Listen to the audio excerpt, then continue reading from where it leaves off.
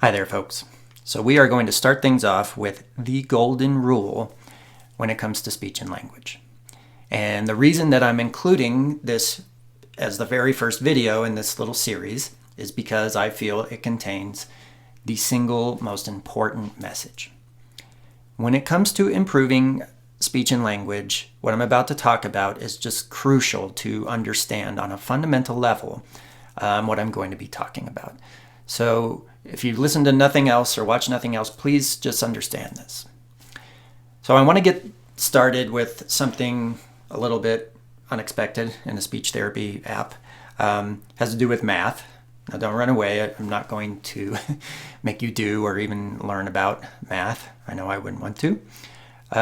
There's a certain mathematical ratio or formula, not quite sure, that I feel points to some of the magic within humans. And it ultimately just has a huge impact on learning and improving speech and language. So I'm referring to what's called the golden ratio, or often referred to as phi.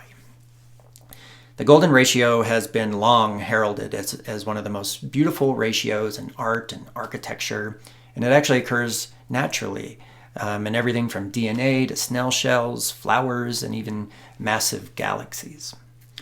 And artistic and scientific masters throughout history have actually been obsessed with it.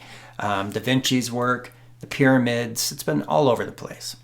And in general, it's just pointed to as a thing of elegance. Even some cultures think of it as having divine implications. Now, whether or not you believe this, that's fine. But still, without a doubt, it is one of the most intriguing and pleasing ratios or numbers in existence.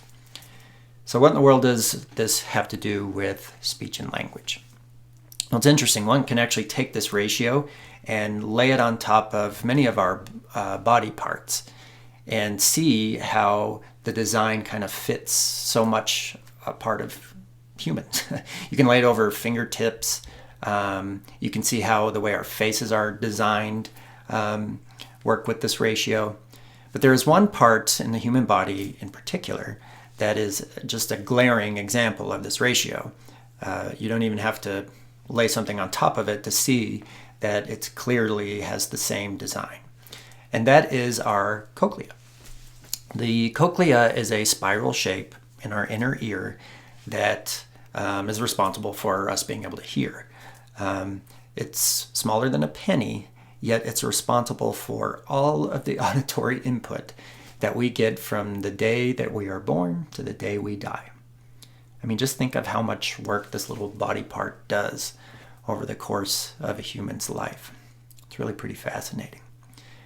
Without this magnificent little body part, our ability to hear and to distinguish speech and language just simply wouldn't be possible. In fact, people who are born without being able to hear, or people who lose their hearing, they get what's called a cochlear implant so that they can start hearing again. So, all roads to speech and language lead to and pass through this little golden ratio shaped body part of ours. And look, there's simply no underestimating the importance of speech and language when it comes to being human.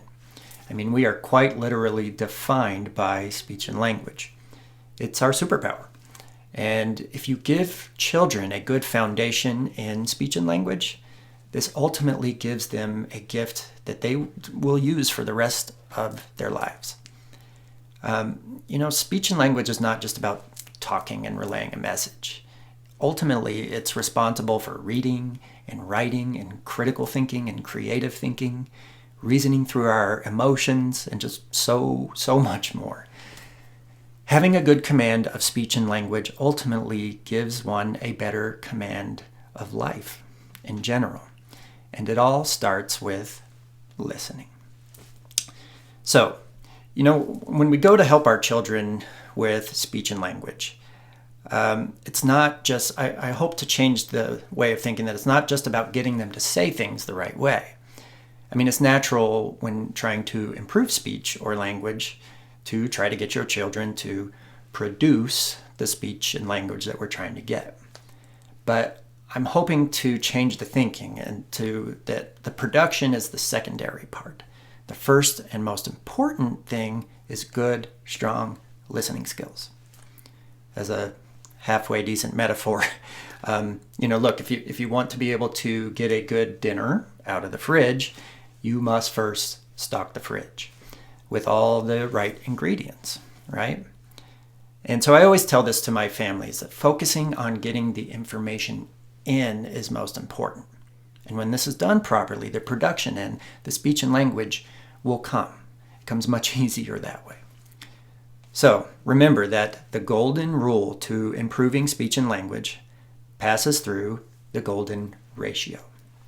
If there's one thing that I hope to burn in everybody's brain, is that so much of developing and improving speech and language really is about listening and good listening skills.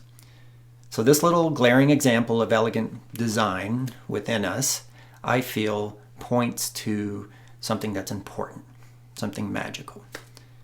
So with all of this in mind, check out the next few videos that will expand upon this, and we'll give you examples on how to start implementing different listening activities so that you can improve your child's speech and language.